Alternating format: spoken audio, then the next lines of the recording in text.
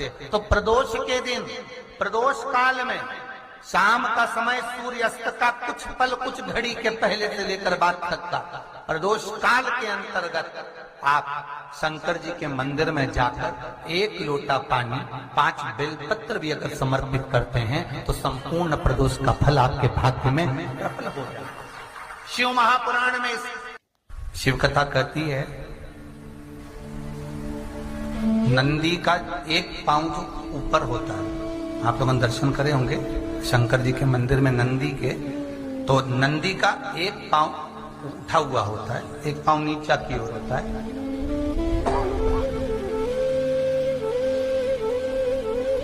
शिव पुराण की कथा कहती है, मान लो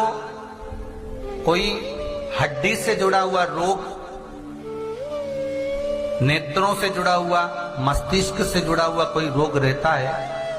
तो एक नीले कलर का फूल आता है महाराज, उस फूल में हल्दी डालकर गुरुवार का प्रदोष पड़ने पर जो नंदी के पांव के पास समर्पित कर देता है महाराज, उसका रोग धीरे धीरे समाप्त होने लगता है। लिंग पुराण कहती है कि नंदीश्वर भगवान के सामने जो पुष्प समर्पित करा जाता है उसको, ये तो लिखा था स्कंद पुराण और शिव पुराण। लिंग पुराण कहती है जो फूल आपने समर्पित करा उसको लाकर पानी की बाल्टी में डालकर आप स्नान भी कर सकते हो, उससे भी हड्डी के जितने रोग होते हैं उसमें आराम लगने लगा। जैसे कहीं शरीर नहीं चल रहा, हाथ झुन्न पड़ रहा है, हाथ काम नहीं कर रहा, हाथ में झुनझुनी आ रही है, कंपन आ रहा है, उसमें भी ये प्रयोग कर, पर होना चाहिए बृहस्पतिवार की प्रदोष। कौन से बार की? बृहस्पतिवार, गुरुवार की प्रदोष। प्रदोष के दिन यदि आपको कहीं से शमी पत्र मिल जाए, प्रदोष के दिन यदि कहीं से आपको शमी पत्र मिल जाए और प्रदोष काल में, प्रदोष का जो समय होता है, शाम का जो समय होता है प्रदोष काल, 4 प्रदोष 5 प्रदोष आप कर कर देखिएगा कि आपका कोई काम है, कोई नौकरी के लिए आप अप्लाई कर रहे हैं, कोई समस्या बड़ी विकट आ गई है, कोई तकलीफ विकट आ गई है, कोई समस्या विकट आ गई है, प्रदोष के प्रदोष काल में अगर एक शमी पत्र भी आप घर के शिवलिंग को, अब ये करने के लिए आपको मंदिर के शिवलिंग नहीं जाना, अपने घर में जो शिवलिंग, चाहे वो स्फटिक का हो, पारद का हो, कंकर शंकर का हो, लकड़ी का हो, जो शिवलिंग तुम्हारे घर में, कांच का हो, चाहे वो नर्मदा के कंकर का हो, नर्मदेश्वर हो, पाषाण का हो, जो शिवलिंग, चांदी का हो, सोने का हो, तांबे का हो, पीतल का हो, जो शिवलिंग तुम्हारे,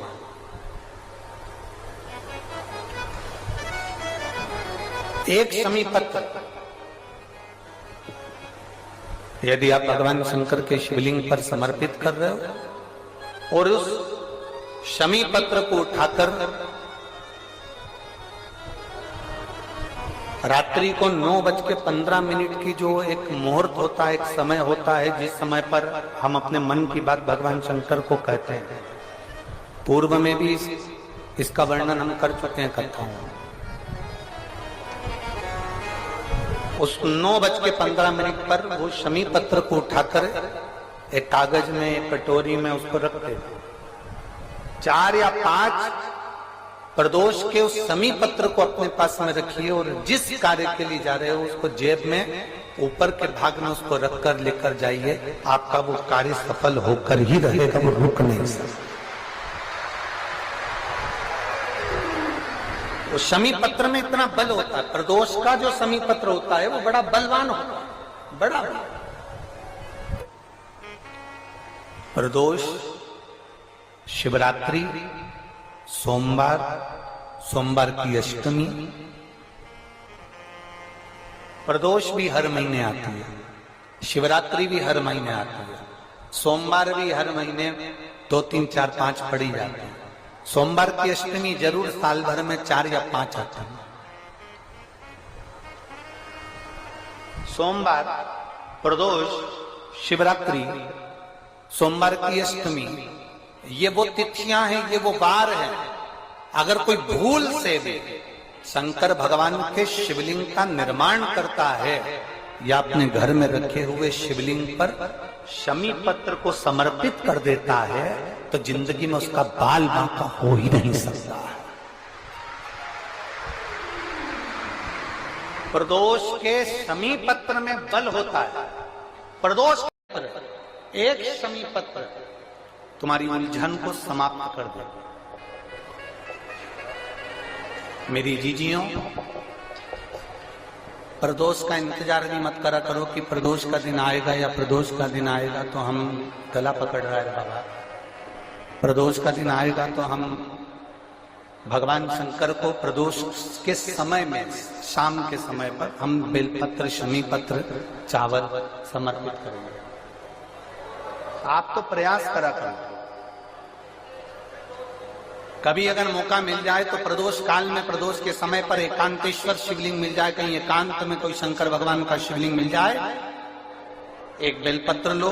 उसके ऊपर एक शमी पत्र रख लो, एक चावल का दाना रख लो, अपने मन की बात बाबा से कहकर श्री शिवाय नमस्तुभ्यम बोलकर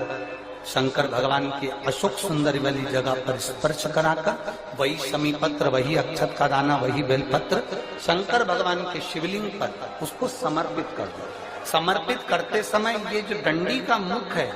ये जहां जलाधारी होती है, पानी बहता है, उस ओर डंडी का मुख होना चाहिए। जिधर पानी बह रहा है उधर से करो।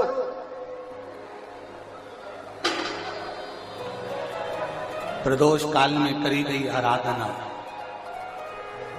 प्रदोष काल में किया गया भजन, केवल प्रदोष के दिन ही नहीं, प्रदोष काल में कभी भी शंकर को याद करो। वैसे तो शंकर भगवान को याद करने के लिए कोई समय निश्चित नहीं किया गया कि इस समय शिव जी को याद करना। मौत का और महाकाल का आने का समय कभी निश्चित नहीं होता।